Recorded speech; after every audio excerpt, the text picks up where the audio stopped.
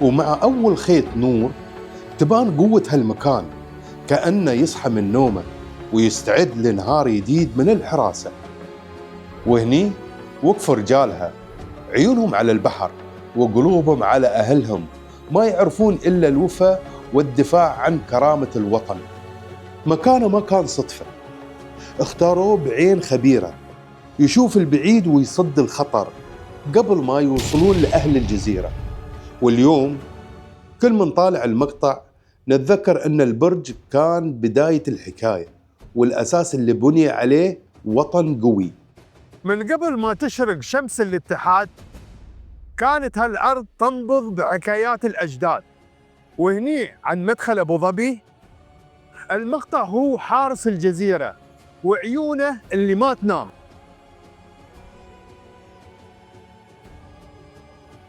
هالممر كان شريان المنطقة، درب يربط البر بالجزيرة، وتمر منه القوافل كل يوم بهدوء واطمئنان.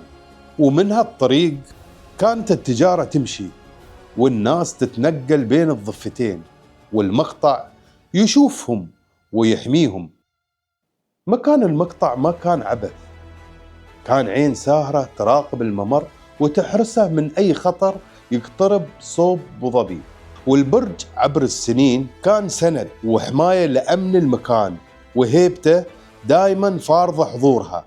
واليوم يوم نشوف الجسر نعرف أن هالدرب كان البداية، وكان بوابة من بوابات نهضة هالمدينة.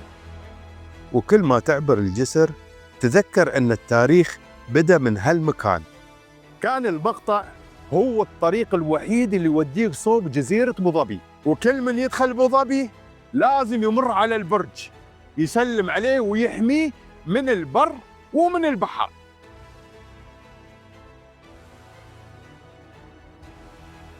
قبل ما تقوم الجدران كانت البداية هني على السيفة، رجالنا يشلون الحجارة المرجان وحدة ورا الثانية، يجمعونها من البحر اللي عطانا خيره.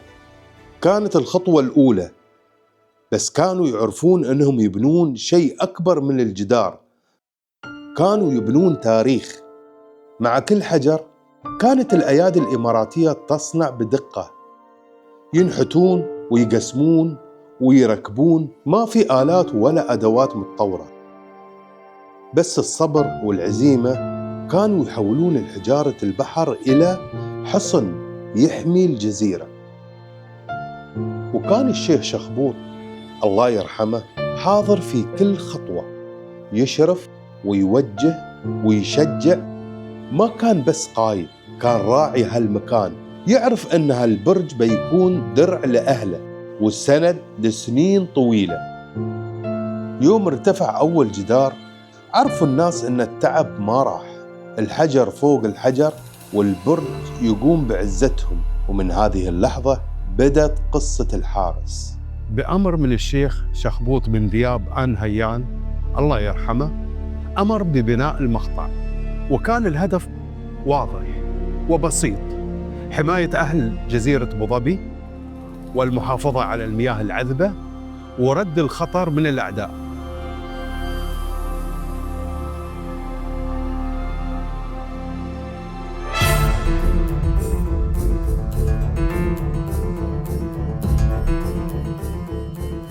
الليل عند المقطع له نفس ثاني، سكون ونبض بعده حي بين الجدران.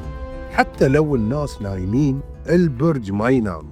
الحارس يعرف كل همسة في البحر، كل موجة لها معنى عنده، يراقب كل شيء صغير وكبير، لأن شغلته حماية الجزيرة قبل لا يجيها الخطر. وإذا شاف شيء من بعيد، شرار، دخان أو نار، يعرف أن الرسالة وصلت. برج ينادي برج، ومنطقة تنبه منطقة. هذه كانت شبكة الأمان في زمن الأوليين. إذا اشتعلت النيران الكل يفهم معناها الحارس صاحي والمكان بحماية هلا. نور بسيط بس كان درع يحمي الجزيرة من الخطر سنين طويلة.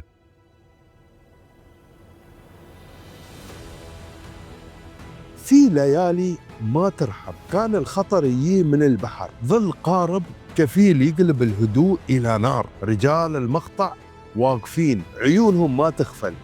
أول ما يبدأ الهجوم الغبار يسبق الصوت، كل واحد يعرف مكانه، يعرف دوره، ما في خوف، في واجب لازم ينصان. وهني الرمل صار ميدان، السيوف تصك ورجال يدافعون عن أهلهم، قلوب ما تعرف التراجع. كانت لحظات تفصل بين البقاء والخسارة،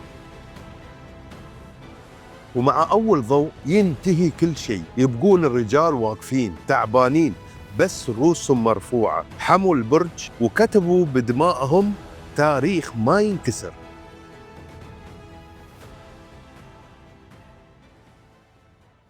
سنين مرت والقصص ما ماتت، كل حجر في المقطع يشهد لرجال وقفوا بوجه الريح.